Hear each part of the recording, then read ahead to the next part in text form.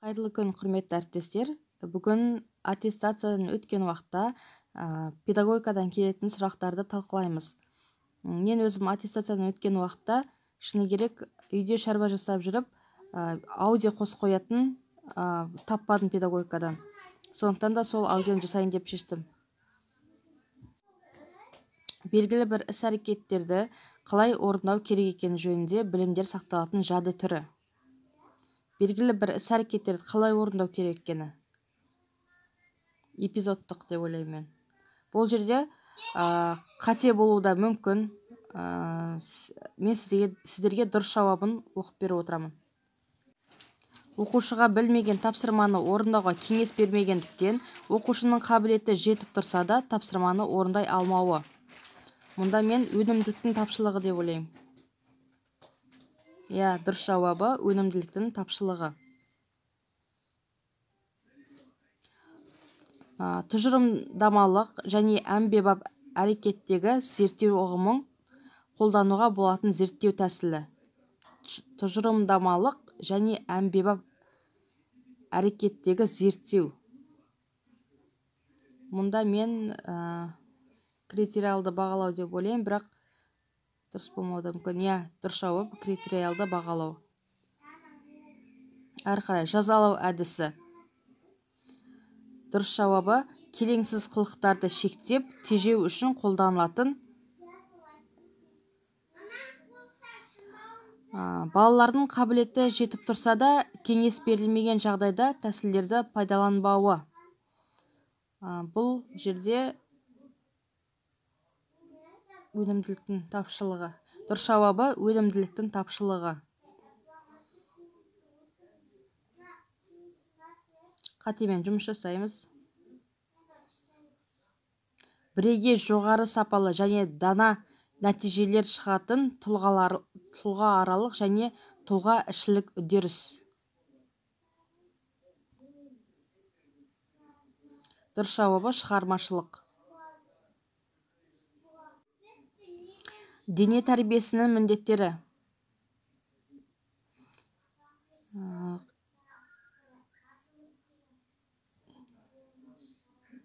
Дұрыс жауабы ерістілікке.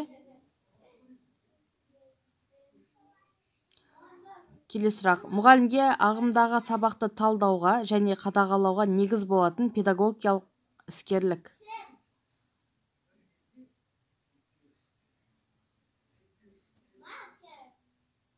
Сабақ барысында өзінің мінез құлқын дұрыс ұстау. Келесі сұрақ. Сынақтан өткізу сұрағын көрсетіңіз.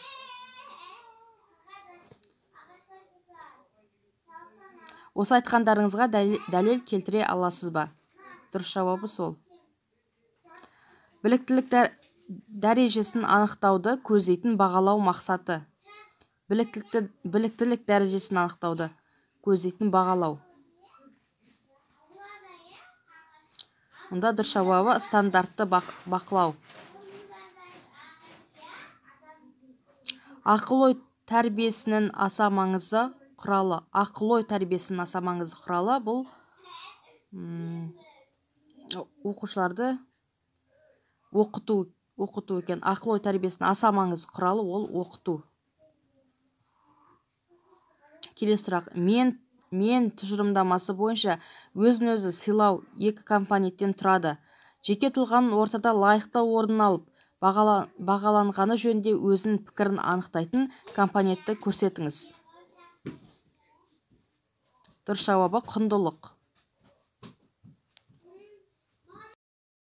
Тапсырмаға қатысты өлшемін сипаттаңыз. Метатану. Бұл жерде дұрыс жауап өз білім меңгеруге қабілетті оқушы ретінде көрсету. Одан кейінгі сұрақ. Сұрақ қойылғаннан кейін күдеріспен қатар оқушының жауабын алғаннан кейін де кідіріс жасау қажеттігі.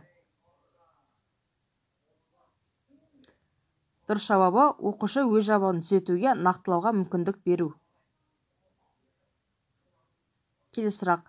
Оқыту үдерісі кезінде дарынды талантты балаларды анықтайтын өлшемдерінің ішінен икемділік сипаттамасы. Оқыту үдерісі кезінде дарынды талантты балаларды анықтау. ерте жастан бастап ерекше қабілеттерін ұзақ уақыт шоғырландырады. Дұрыс жауабы, тапсырманы орындауға балама шешімдер қабылдай алады. Келесі сұрақ. Қалай оқу керектігін үйрету бойынша жүргізілген ауқымды зерттеуде анықталғандай, оқушылардың көпшілігінің пікірінше сынып қалай оқу керектігін үйрету мұғалімнің аймағы.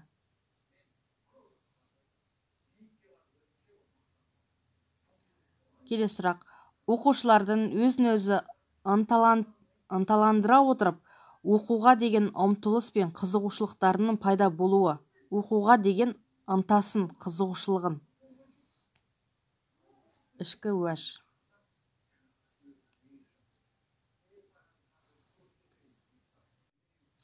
Оқыту үдеріс кезінде дарынды, талантты балаларды анықтайтын өлшемдердің ішінен икемділік сипаттамасы.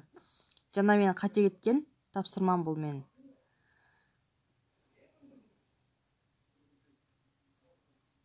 Тапсырманы орындауда балама шешімдерді көріп қабылдай алады. Дұрыс жауабы. Келесі сұрақ. Ұжымның даму негіздерін айқындаған ғалым. Макаренко. Келесі сұрақ. Выготскийдің оқу моделі негізілген жорамал.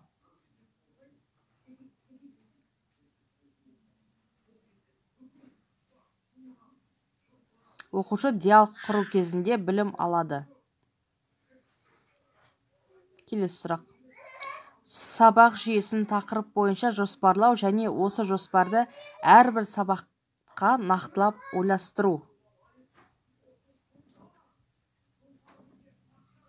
Дұрыс жауабы, сабаққа дайындалудың өзара байланысы.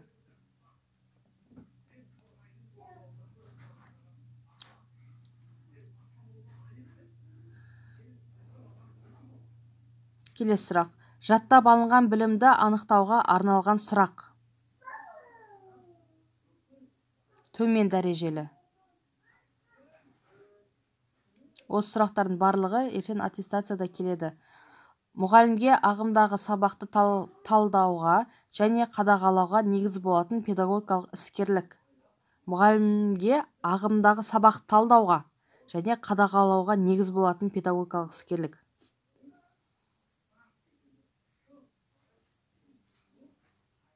Оқушының оқу материалын меңгеруінің тереңдігін байқау. Келесі сұрақ.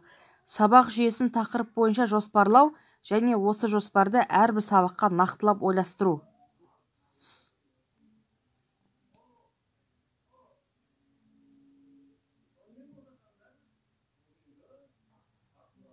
Дұрыс жауап, сабаққа дайындалудың өзара байланысты кезеңі. Келесі сұрақ. Сындарлы оқыту теориясына сәйкес мұғалімнің сабақты ұйымдастыру ерекшелігі.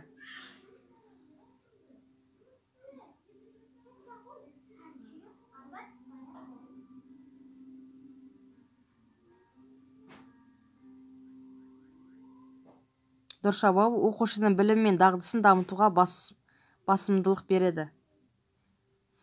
Келесі сұрақ. Қателіктер мен тәуекелдерді азайта отырып, таңдауды жылдамдатуға және түсініктер мен қағидаларды жеткізуді тездетуге ықпал ететін сауалнама мен талқылаудың жиынтығы арқылы өзара түсіністікке қол жеткізу тәсілі. Диалог. Дұрыс жауабы. Келесі сұрақ. Тәрбиенің құрамды бөліктері. Тәрбие тәсілдері или принциптері. Еңбек тәрбиесі. Дұрыс жауабы. Еңбек тәрбиесі. Келесі сұрақ. Іс-әрекеттегі зерттеу үдерісін оқу үдерісіне ықпалдандыру нәтижесі. Іс-әрекеттегі зерттеу үдерісін оқу үдерісіне ықпалдандыру нәтижесі.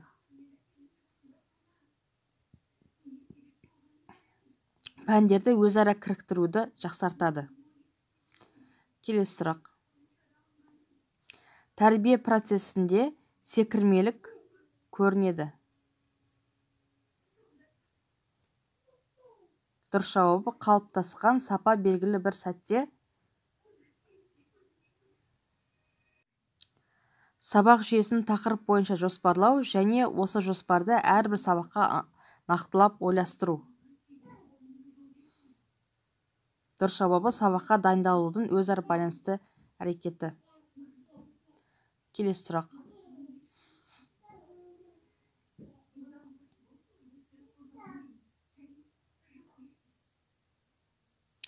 Оқу үдерісі кезінде қиынырақ ойын мен тапсырмаларға ұмтылу арқылы қызығушылықтарын арттыратын оқушыны анықтайтын өлшем.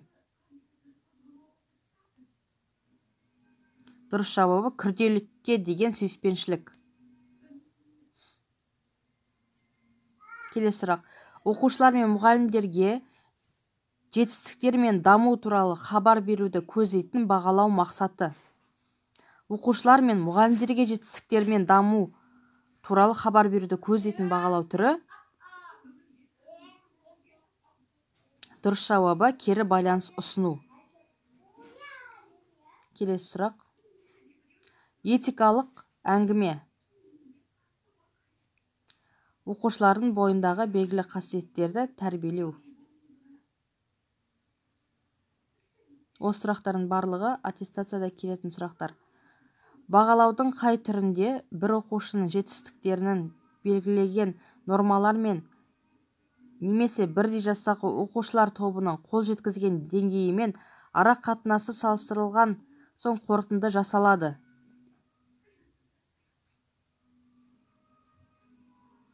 Дұрыс жауабы оқуды бағалау.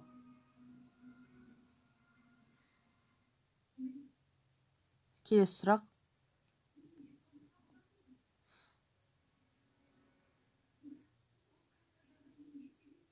Білімді жаңа жағдайларға орайластыру және түрлі мәтіннен алынған түрлі ақпаратты пайдалану арқылы оқу қабілеті.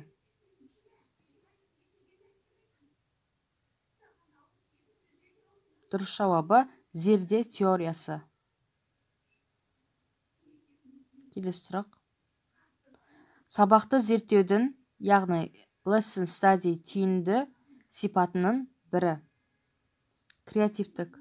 Дұрыс жауабы креативтік.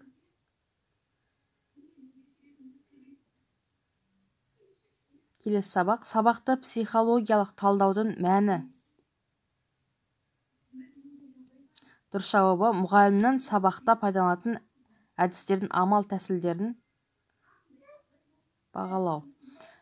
Келесі сұрақ. Оқудағы кедергілерді анықтау үшін өзіндік түзетуден кейін тестілеуді қайталап өткізудегі бағалау мақсаты. Дұрыс жауабы оқудағы қиындықтарды анықтау. Келесі сұрақ. Өткен материалдарға оралу, ой салу, дұрысын қабылдау, толық жауап беруге итермелейтін қарапайым түрде берілген сұрақ.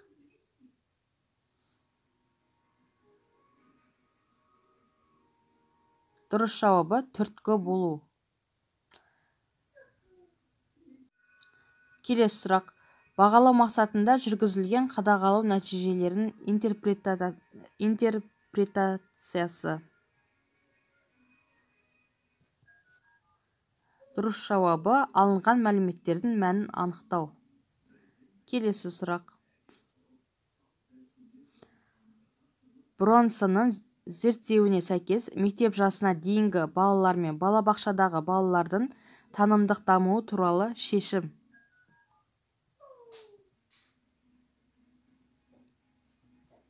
Дұрыс жауабы ерікті түрде іштей өзін өзі реттеуге қабілетті.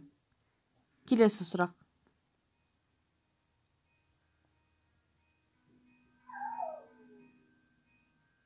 Сабақты психикалық талдаудың пәні.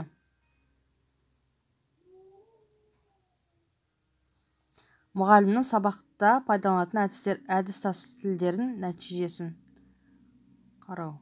Келесі сабақ. Оқуды бағалаудың мақсаты.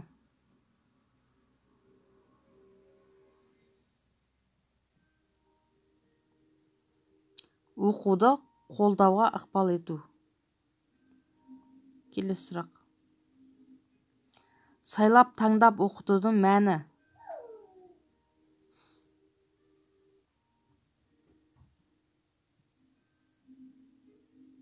Дұрыс жауабы оқушылардың қабілеттеріне қарай бөлінуі. Мұғалімге ағымдағы сабақты талдауға және қадағалауға негіз болатын педагогикалық іскерлік. Оқушылардың логикалық ойлауын дамыту. Келесі сұрақ. Озық іс тәжірибе. Мұғалім мен оқушылардың еңбегін барынша жеңілдете отырып оқыту. Келесі сұрақ. Бағалау мақсатында жүргізілген қадағалау нәтижелерінің интерпретациясы.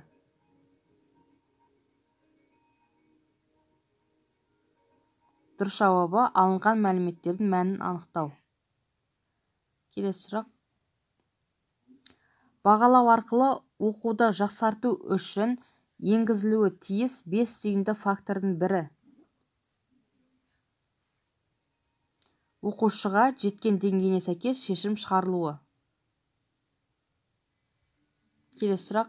Мұғалімге ағымдағы сабақты талдауға және қадағалауға негіз болатын педагогикалық іскерлік.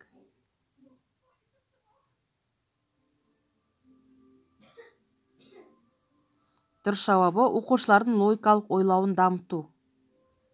Келесі сұрақ. Дарынды, талантты балаларды анықтау парағы бойынша есте сақтау және білім өлшеміне сәйкес сипаттама. Дұрыс жауабы жоспарлауға көп уақыт жұмсауы мүмкін, бірақ жоспарды жүзеге асырады. Келесі сұрақ. Түсіндіру.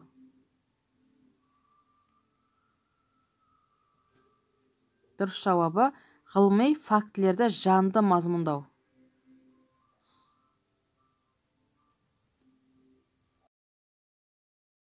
Осымен тестіміз аяқталды. 53 сұрақтың 62%-ына дұрыс жауап беріппіз. Сіздердің қажеттеріңізге жарады деген ойдамын. Рахмет.